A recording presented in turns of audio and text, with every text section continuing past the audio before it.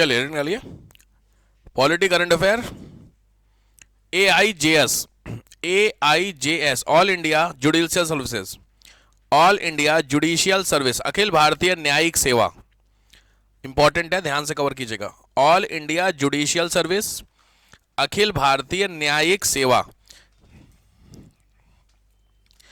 ये प्रपोजल आया है प्रेसिडेंट की तरफ से। तो इसका मतलब क्या होता है, तो पहले थोड़ी सी समझ लीजिए। लिखिए next point, 3 type of government services, सरकारी नौकरी 3 तरीके की होती है, ठीक है, काम के करंट अफेयर है। सरकारी नौकरी भारत में 3 होती है। Number 1, first one is AIS, पहली सर्विस को लिखिए AIS, AIS का मतलब होता है all India services, Akhil Bharatiya सेवा, ये पहली सर्विस होती है। दूसरा होता है central service group A, central service group A B, केंद्रीय सेवा ग्रुप ए ग्रुप बी। और तीसरी होती है, third one is provincial services, प्रादेशिक सेवा। क्लियर हो गया? ये 3 सर्विसेज पूरे इंडिया में अभी है राइट नाउ, जिसमें से जो पहली वाली है उसको लिखिए ट्रांसफर इन अ कैडर, ट्रांसफर इन अ कैडर, यानी जो ऑल इंडिया सर्विस होती है वो एक कैडर में होती है। मैं IAS पीसेस बारे में कई बार बात कर चुका हूं ना इसको लेकर के, तो ये होते हैं कैडर। दूसरी होती है ऑल इंडिया, पूरे इंडिया में कहीं पे भी ट्रांसफर हो सकती है। किसमें? AIS में, उसमें दूसरी वाली में, ग्रुप ए में, group A group B. Clear हो गया?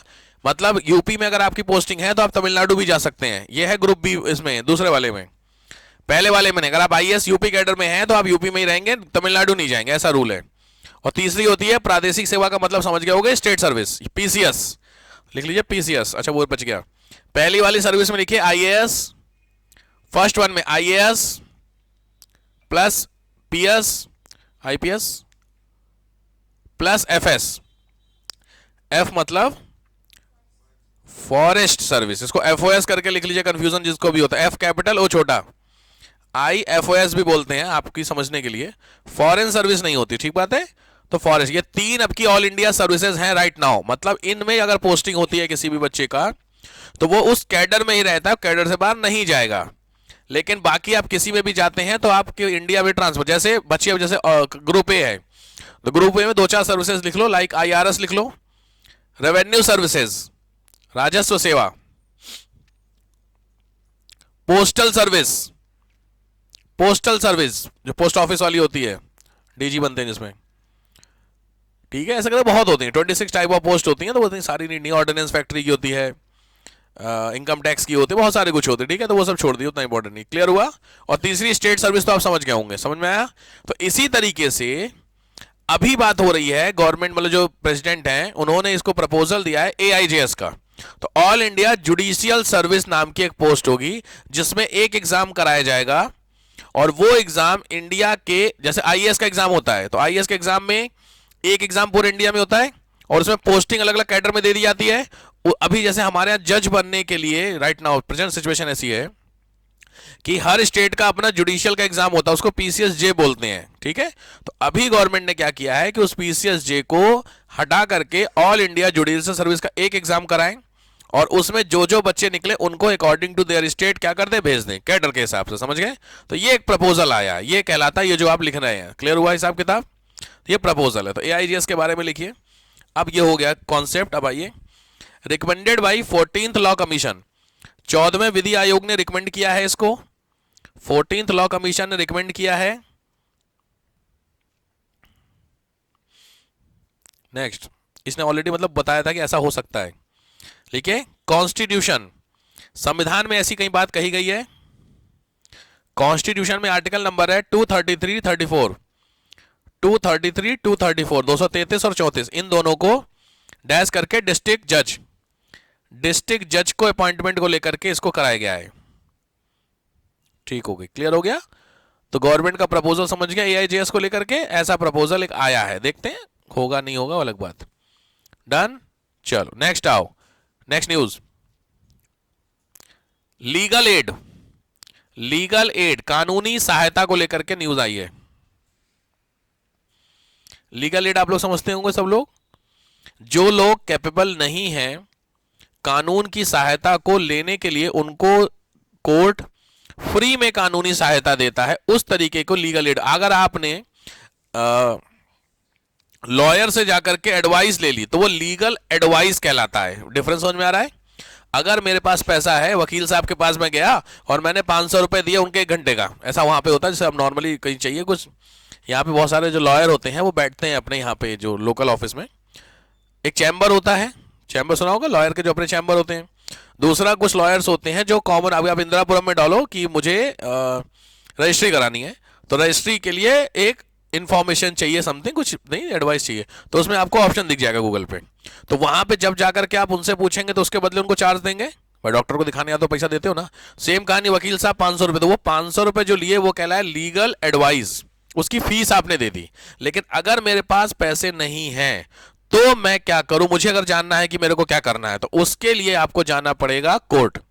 तो कोर्ट का जो कैंपस होता है उस कैंपस में बहुत सारे लॉयर होते हैं, सरकारी वकील तुमने सुना होगा, तो वो सरकारी वकील गवर्नमेंट की तरफ से प्रोवाइड होते हैं, उनको सैलरी मिलती है उस चीज की, वो आपको फ्री ऑफ कॉस्ट क्या देंगे, लीगल एडवाइस, तो उसको बोलते हैं लीगल एड। समझ में आया? तो क्वेश्चन इसमें क्या है, तो लीगल एड को लेकर के कुछ आया है कॉन्सेप्ट, लिखिए। अच्छा, रिव्यू कराया गया है, लीगल एड को रिव्यू, समीक्षा कराई गई है।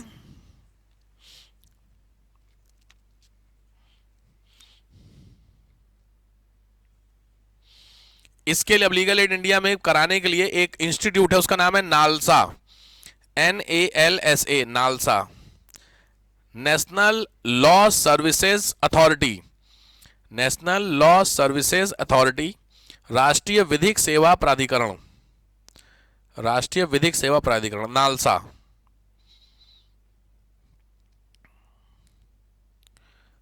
ठीक है, नेक्स्ट लोक अदालत, इसी में ही आएगा पॉइंट। लोक अदालत का पूरा कॉन्सेप्ट पॉलिटी में आप पढ़ेंगे, जिन लोगों ने पढ़ा उनको पता होगा, नहीं तो पॉलिटी में पूरा लोक अदालत पढ़ेंगे, फ्री ऑफ कॉस्ट दी जाती है लोक अदालत। इंडिया में कोई सा भी जो केस होता है, उस केस को अगर आप किसी कोर्ट में ले जाएंगे तो जो जज साहब होते हैं वो जज साहब पहले कहते हैं क्या, कि आप इस मैटर को अपने से सुलझा लीजिए। छोटा मोटा मैटर, अपने का मतलब बाहर फालतू में क्यों टाइम पास करना। आपने बोला नहीं सर मेरे को तो वो करना है, केस करना है, तो फिर जो जज होगा वो क्या बोलेगा कि आप एक काम करो, इस मैटर को लोक अदालत ले जाओ, छोटा मैटर अगर है तो। वहां पे कॉन्सेप्ट आता है कि सर लोक अदालत क्या होती है। ठीक है, लोक अदालत में जो भी मैटर जाता है उस मैटर के अगेंस्ट में फिर ट्रायल किसी और कोर्ट में नहीं होगा। बहुत ध्यान से मेरी बातों को समझना। लोकल कोर्ट में अगर आप कुछ करते हैं और उसके डिसीजन से आप खुश नहीं हैं तो आपके पास ऑप्शन है हाई कोर्ट जाने का, फिर वहां से सुप्रीम कोर्ट जाने का। लोक अदालत में ऐसा नहीं है। तो लोक अदालत में अगर कोई केस गया तो उसके अगेंस्ट में आप कहीं नहीं जा सकते हैं, क्योंकि लोक अदालत के decision they are based on mutual understanding. मेरा और आपका कोई झगड़ा है, उसको मैं लोक अदालत में ले गया तो आपस में बैठ के लोक अदालत सामने सॉल्व कर देगी। जब आपस में बैठ के सॉल्व हो गया तो दोनों पक्ष खुश हो गए, एक एक्यूज्ड एक विक्टिम, दोनों खुश हो गए ना। जब दोनों खुश हो गए तो क्यों कोई केस, भाई कोर्ट में केस कौन करता है अपर कोर्ट में, या तो एक्यूज्ड या विक्टिम। भाई एक्यूज को लगा कि नहीं मेरे ऊपर जबरदस्ती वाला है तो मैं अपर कोर्ट जाऊंगा, विक्टिम को लगा मुझे न्याय नहीं मिला मैं अपर कोर्ट जाऊंगा, यही तो होगा। लेकिन जब दोनों आपस में बैठ के सलाह कर लिया बात खत्म हो गई। ठीक है, तो अच्छा मैटर है लोक अदालत को लेकर के। ठीक है, गवर्नमेंट का इसी में लिखिएगा, प्लान का नाम है दिशा, DISHA, लीगल एड देने के लिए DISHA, जुडिशियल डिपार्टमेंट ने शुरू किया है दिशा। दिशा में डैश करके 3 पार्ट हैं, ऑनलाइन प्रोग्राम है दिशा। फर्स्ट वन इज न्याय बंधु, पहला दिशा का प्रोग्राम है न्याय बंधु। न्याय बंधु डैश करके लिख लीजिए। All Indian framework, Akhil Bharatiya framework बनाया जाएगा। ऑल इंडियन फ्रेमवर्क, फ्रेमवर्क समझते होंगे, ड्राफ्ट टाइप का। नेक्स्ट होता है tele law, tele law service, TLE, tele law dash करके लिख लो। डेली एपिसोड्स टीवी पर दिखाए जाएंगे कोर्ट के, नहीं होता अलग अलग लॉयर आएंगे डिस्कशन करेंगे, तो इस कॉमन जानकारी का आता है, उस पर भी आता था मुझे याद है। मैं कोई रेडियो सुनता था जब दिल्ली में, तो दिल्ली में शायद किसी एक दिन आता मंडे या ट्यूसडे में शाम को कुछ 9 to 10 करके कुछ आता किसी की radio, I don't know FM पे है, बट वो बड़ा अच्छा था। उसमें ना वो जो मेजर जो लॉयर होते हैं ना दिल्ली के, उनको बिठाया जाता है तो आप लोग अपनी क्वेरी उनसे पूछ सकते हैं। तो फ्री हो रहा नहीं एक तरीके से, आपने फोन लगाया, आपका फोन लग गया, आपने पूछा कि फला फला ऐसा केस चल रहा है सर क्या कर दो, आपको बता देंगे ऐसे ऐसे करो, तो आपको फ्री हो गया कि नहीं हो गया। ये तो इस तरीके की सर्विसेज को टेली लॉ। और तीसरा होता है अवेयरनेस प्रोग्राम, जागरूकता कार्यक्रम। हर किसी को अवेयरनेस होनी चाहिए। तो लॉयर का तो हिसाब आप समझते ही होंगे। नेक्स्ट है, अच्छा ये तो हो गया, डन। नेक्स्ट आइए, नेक्स्ट मतलब news. Mediation act, mediation act मध्यस्थता अधिनियम, मीडिएशन एक्ट मध्यस्थता अधिनियम। नाम से ही पता चल रहा होगा मीडिएटर वाली बात हो रही है। दो झगड़ों के बीच में कोई एक बंदा आकर के मीडिएटर बन करके मैटर खत्म कर दे, इस चीज को लेकर के एक्ट बनाया गया गवर्नमेंट ऑफ इंडिया ने। लिखिए 2023 में प्रेसिडेंट ने साइन किया है, दिसंबर में, ओके दिसंबर 23 में साइन हुआ है। इसका नाम है ADR, ADR alternative dispute redressal या रिजोल्यूशन, अल्टरनेटिव डिस्प्यूट रिजोल्यूशन, वैकल्पिक विवाद समाधान। बहुत ध्यान से लिखना, सिविल्स के लिए बहुत काम की चीज है। एडीआर ये नया है, एडीआर का अल्टरनेटिव डिस्प्यूट रिजोल्यूशन, ठीक है, सॉल्व करने के लिए। इसमें बताया गया है कि कैसे कैसे कर सकते हैं। देखिए मैं बता दूं, एडीआर 5 हैं, 5 तरीके के एडीआर हैं। नंबर 1 कंसाइलेशन, कंसाइलेशन समझते हैं? कंसाइलेशन का मतलब होता है सुलह, सुलह समझते हो, आपस में सुलह कर लो, सब वो होता है, तो पहला हुआ कंसाइलेशन, सुलह। दूसरा होता है नेगोशिएशन, समझौता वार्ता, नेगोशिएट करना, ये भी समझ गए होगे। हाँ बोलो, नेगोशिएशन। थर्ड होता है मीडिएशन, मध्यस्थता, मीडिएशन। नेक्स्ट होता है आर्बिट्रेशन, आर्बिट्रेशन हिंदी में ये आर्बिट्रेशन। और फिफ्थ है collaborative law, collaborative law, collaboration जो होता है, कोलैबोरेटिव लॉ। ये 5 सहयोगी कानून बोलते हैं इसके हिंदी में। इस 5 तरीके से मीडिएटरशिप को किया जा सकता है मैटर को सॉल्व करने के लिए। पांचों का मतलब सबको क्लियर है? ठीक है, क्योंकि पूछ सकता है आपसे समस्या को लेकर के। सिंपली बात है, कोर्ट में केस शुरू करने के पहले का ये सीन होगा, समझ गए? जब आप कोर्ट में केस लेके जाएंगे तो जो जज होगा वो क्या बोलेगा आपसे कि भाई देख लो एक बार। तो आपने बोला सर मेरे को समझ में नहीं आ रहा कैसे करें, तो उसने 5 ऑप्शन दे दिए, आपस में बैठ के बात कर लो, किसी मीडिएटर को उठा लो, नहीं होता चीजों के लिए। कल बड़ा अच्छा मैं कोर्ट केस देख रहा था, आजकल देखो यूट्यूब पे सब बहुत सारी क्लिप्स आ रही है, बहुत अच्छा हो रखा है कि लोगों को समझ में आ रहा है कि अच्छा कोर्ट ऐसे काम करता है। लोगों को पता ही नहीं कोर्ट को ना हुआ हो रखा है क्या है कोर्ट यार। तो हाई कोर्ट की देखो प्रोसीडिंग, सुप्रीम कोर्ट की प्रोसीडिंग उसमें दिखाता है, बड़ा अच्छे अच्छे भी दिखाता है, माहौल वाली चीजें उसमें दिखाता है, अच्छा यार ऐसे होता है। तो किराए वाला बड़ा अच्छा था, किराए रेंटल का बड़ा अच्छा दिखा रहा था। एक रेंट जो टेनेंट होता है किराएदार, उसने मकान के ऊपर बोल दिया कि ये मेरा मकान है। रूल ये होता है कि 18 साल से ऊपर अगर आप रेंटल दे रहे हैं तो अकॉर्डिंग टू टेनेंट एक्ट 18 साल के ऊपर आप दावा कर सकते हैं। दावा का मतलब होता है आप कह सकते हैं कि ये मेरा हो सकता है, होगा नहीं, दोनों में डिफरेंस होता है। उसके लिए आपको एक लमसम अमाउंट मकान मालिक को पे करना पड़ेगा। उसके बाद डिपेंड होता है ऑनर वो दे ना दे। समझ में आई बात? 18 साल मैटर करता है, 18 साल एक जनरेशन हो गई ना। दिक्कत क्या थी कि उसकी बंदे की कहानी ये थी कि उसका सेकेंड जनरेशन चल रही थी, मतलब 25 साल से ऊपर की बात हो गई थी। तो जब कोर्ट में गया तो जो जज बैठे थे बड़ा सही बंदा, तो उसने पूछा किस बेसिस पे आप कह रहे हो कि मेरा हो गया किराएदार से? तो वो क्या बोल रहा, मैं पैदा हुआ हूं। समझ रहे स्टेटमेंट कि मैं यहाँ पैदा हुआ हूं इसलिए मकान मेरा हो गया। तो जज क्या कहता है, कहां पैदा हुए हो? घर। तो कह रहा है मेरा घर है रायपुर में। तो क्या रायपुर तुम्हारा हो गया? समझ रहे बात को लेकर के, तुम जहां पैदा हुए वो तुम्हारा हो गया? ये तो फिर अलग ही सिस्टम होता है। तो बोलता नहीं मैं रेंट पे कर, बहुत ध्यान से उसने बोला रेंट कितना पे करते हो? सोचो, उसने बोला 300 रुपए मंथली। आज के समय 2 BHK 300 रुपए महीने में कहीं है, वो अभी भी दे रहा है। तो ये किसकी शराफत है? मकान मालिक की, भाई है कि नहीं? चलो पुराने हो रहे 25 साल से रह रहे हो, कोई बात नहीं, ठीक है इतना चलेगा, बट सोच के देखिए उसके बाद आप कैप्चर करने की सोच रहे हो कि मेरा होगा घर, तो फिर सीधी बात है कोर्ट में जाएगा केस कि नहीं आएगा? कोर्ट सोचो, जज को बोला, जज बहुत जो जज बड़ा काबिल बंदे होते हैं, जज ने बड़ा अच्छा बोले काम करो 300 रुपए महीने के हिसाब से 4 साल का कितना किराया हुआ? भाई 300 रुपये महीना, 12×3 = 3600 रुपये हुआ एक साल का, 4000 हिसाब ले लीजिए, तो 4000 रुपये के हिसाब से 4 साल का 16000 हो गया। एक काम करो, मकान मालिक को हम 16000 रुपये, तो वो तो मकान मालिक जो है लैंडलॉर्ड, वो तुमको दे दे रहा है, और तुम जाकर के 2 BHK कहीं लेकर करो, वो तुम्हारा किराया देगा 300 रुपये महीने के हिसाब से, और 4 साल में आपको हर साल आकर के साइन करने के, एक साल में 300 रुपये पे कर रहा हूँ। मैं माहौल बन गया उस भाई साहब का। क्या ऐसा थोड़ी होता है, समझ रहे हो? तो मकान मालिक ऐसा करे 300 रुपये में तो दिक्कत नहीं है, हम नहीं रहेंगे बाहर जाकर के। तो वहां पे कोर्ट ने बोला देखो प्यार से समझा रहा हूं, या तो जो रेंट है वो दो, जो अभी चल रहा है रेंट, या फिर खाली करो।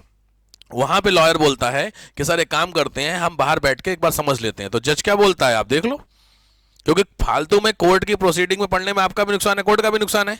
उससे बेहतर आप जाइए बाहर। तो वहां पे जो बंदा था लैंडलॉर्ड और जो टेनरी, दोनों वहां से निकल गए और बाहर जाकर के डिस्कशन किया होगा, जो भी होता है पैसे का लेन देन होकर काम खत्म हो गया।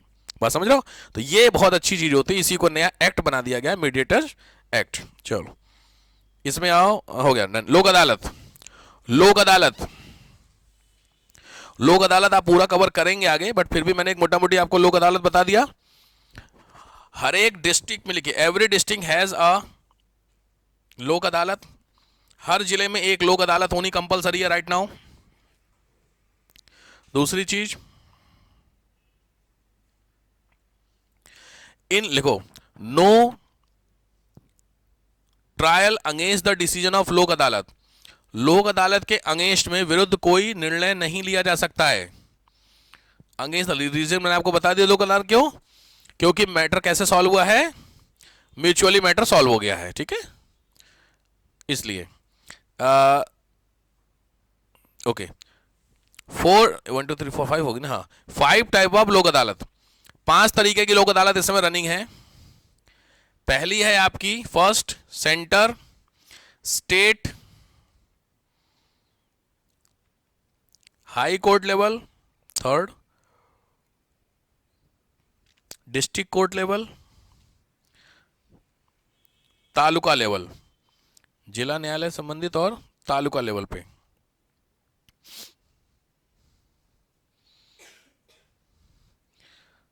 ठीक है, लोक अदालत मैंने आपको बता दिया रीजन।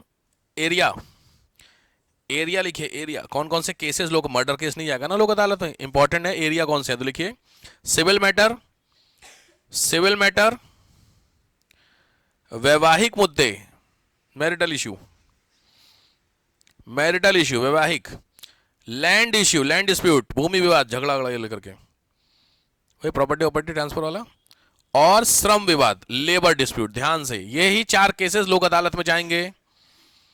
इसमें वैवाहिक जो आपने कॉन्सेप्ट लिखा, उसी में आपका फैमिली इश्यू भी आ गया, ठीक है। तो इसको बहुत करके सर बाप बेटे का आपस का जो है, तो बाप बेटे वाला मैटर किसमें गया, या तो प्रॉपर्टी में या किसी और मैटर में, तो किसी और मैटर में किसमें क्या, फैमिली वाले में, तो वो उसमें जाएगा, ठीक है।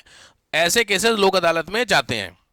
ऑब्वियस बात है, ऐसे केसेस बहुत सीरियस नहीं है ना, नॉर्मल केसेस हैं। भाई हस्बैंड ने या वाइफ ने, हस्बैंड तो बुरा मान जाएंगे, वाइफ ने हस्बैंड के लगा दिया, इसमें बुरा नहीं मानेगा देखो लेडीज लोग, लेकिन अब उल्टा बोल देते तो तुरंत यहाँ पे फेमिनिस्ट वाला माहौल बनता कि फीमेल को कैसे मार देनी हिम्मत, फीमेल मारे कोई दिक्कत नहीं है, लड़के बेचारे बड़े फ्लेक्सिबल होते हैं। तो उस केसेस को कहाँ लेके जाएंगे, तो वो आपका लोक अदालत में जाएगा, ठीक है। मैंने बता दिया कॉन्सेप्ट, आईएएस का क्वेश्चन है, इनके निर्णय अंतिम होंगे, डिसीजन इज लास्ट। दूसरा, मैंडेटरी होंगे सबके ऊपर, बाध्यकारी होंगे कि नहीं सबके ऊपर। और तीसरा, no appeal in the court. तीनों चीजें समझ, तीनों स्टेटमेंट आ रखे हैं आईएएस में, क्लियर हो गए तीनों, डन। नेक्स्ट आइए। अच्छा मैंने फेरोल और वो बता दिया था, अरे पैरोल और फरले याद है ना, चलो सर हिल गया कुछ लोगों का। जेल रिफॉर्म एक्ट जो बताया था लास्ट टाइम, नहीं है तो वीडियो पड़ा होगा, देखिएगा जाकर के।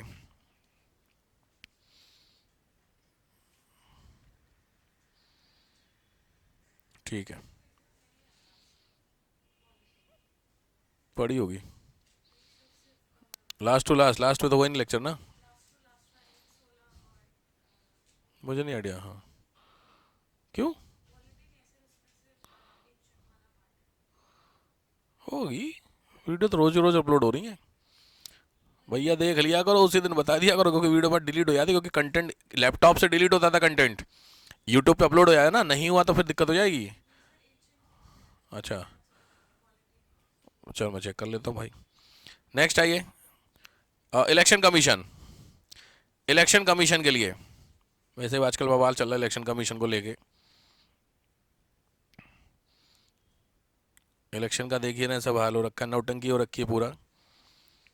अभी बता महाराष्ट्र में गवर्नमेंट नहीं बन पा रही है यार, ये हाल हो रखा है। जीतने के बाद वो अपने घर चले गए अंकल जी। कौन? शिंदे साहब जो जीते, शिंदे जान है, हाँ नौ जो शिवसेना के हैं, वो अपने गांव निकल गए। वो जब जब बंदा गांव गया तब तक गड़बड़ हुई है कहानी, तो वो गांव चला गया। तब अमित शाह हैं, देखो बातचीत हो रही है, क्या मैटर हो रहा है। तो इसलिए जीतने के बाद भी गवर्नमेंट बन जाए ऐसा कुछ नहीं है, अटका हुआ है सारा मैटर। मेन जो इश्यू हो रहा है चीज़ों को लेकर के, वो मेन इश्यू है दो चीज़ को लेकर के। पहला इश्यू होता है, याद रखिए, जब गवर्नमेंट बनती है तो गवर्नमेंट में दो चीज़ें काम करती हैं। पहली चीज़, मेजॉरिटी किसकी है सबसे बड़ा। अब जैसे राइट नाउ में सिचुएशन देखा जाए, इंडिया में कितनी सीटें निकली हैं टोटल, इंडिया की कितनी, 235 सीटें अभी इंडिया के। आउट ऑफ टोटल महाराष्ट्र में कितनी सीटें थी, 288। तो 288 सीट में से 235 सीट है आपकी, 235 सीट्स हुई हैं। अब 288 में से 235 मेजॉरिटी, तो 288 का हाफ कितना हुआ, 140, 142 अराउंड 144, तो 144 से ज़्यादा तो हो गई। बस मैटर ये फंस रहा है कि आपको सीटें तो 140 चाहिए थी, ले आए 235, 100 सीट ज़्यादा लाए। लेकिन दिक्कत यह है कि किसी एक पार्टी की 140 नहीं है। फर्क समझ में आ रहा है? बीजेपी की 125 है लार्जेस्ट पार्टी, फिर शिवसेना के अराउंड 60 के आसपास हैं, और 35 के आसपास उसकी है वो जो बंदा शरद पवार का जो भतीजा है, क्या नाम है, अजीत पवार, एनसीपी, उसके पास है 35 सीट। अब हिसाब समझ रहे हैं? तो ये 140, 125 प्लस 60 प्लस 30, ये सीन बन रहा है।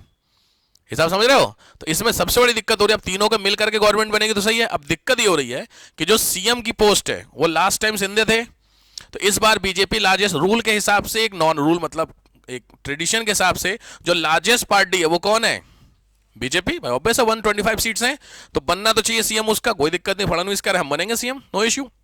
पॉइंट ये है, शिंदे साहब जो है उन्होंने एक बस कंडीशन डाल दी है कि मेरे को होम मिनिस्ट्री और फाइनेंस दोनों चाहिए, डेप्यूटी सीएम मैं नहीं बनूंगा। डेप्यूटी सीएम आप पता है क्या होता है, डेप्यूटी सीएम बस डेप्यूटी सीएम होता है।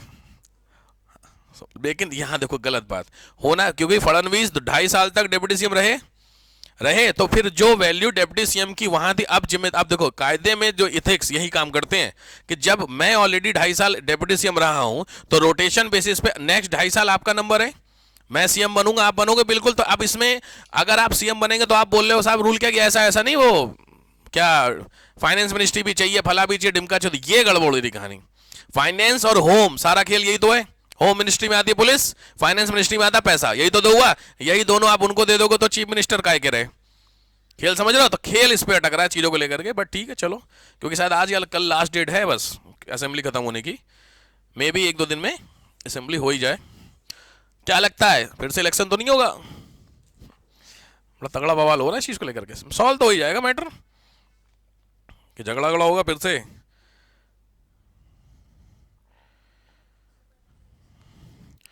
पांच मिनट बैठा, 5 मिनट बोल दो आ रहे सब, क्या नहीं सॉल्यूशन है रे, सेटलमेंट सब होती है, अंदर अंदर चल ही रहा है।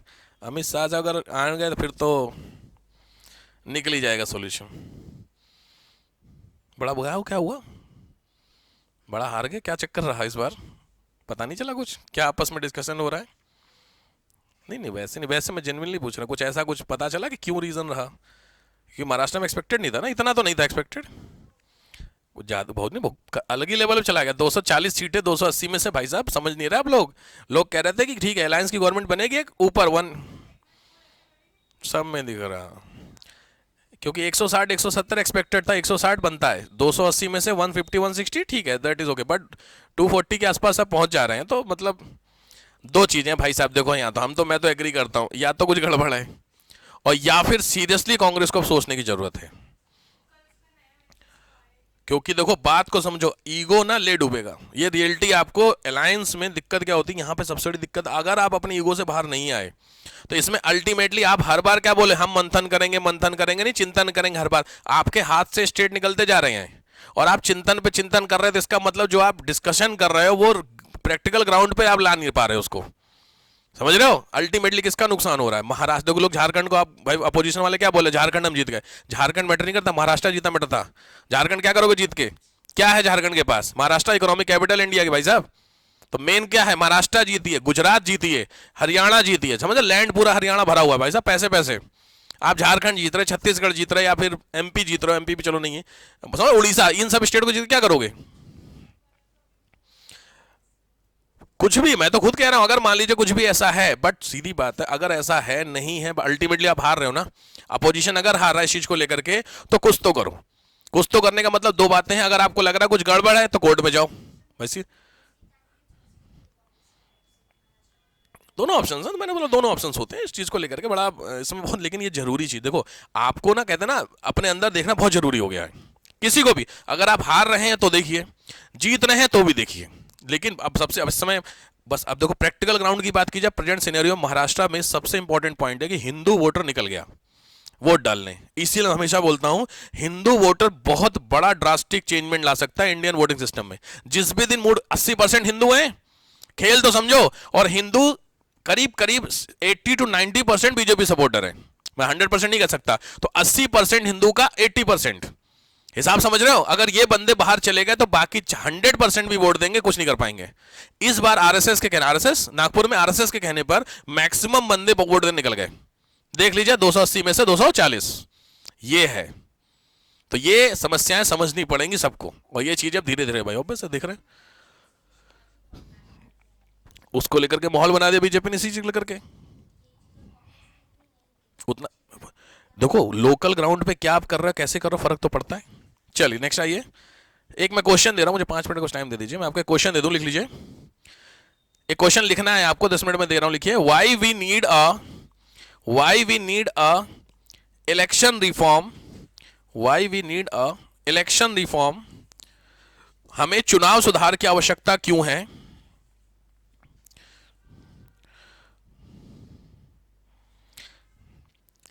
Is it impacted by the voters behaviour, क्या ये वोटर्स बिहेवियर से इंपैक्ट होता है, इंपैक्ट होता है?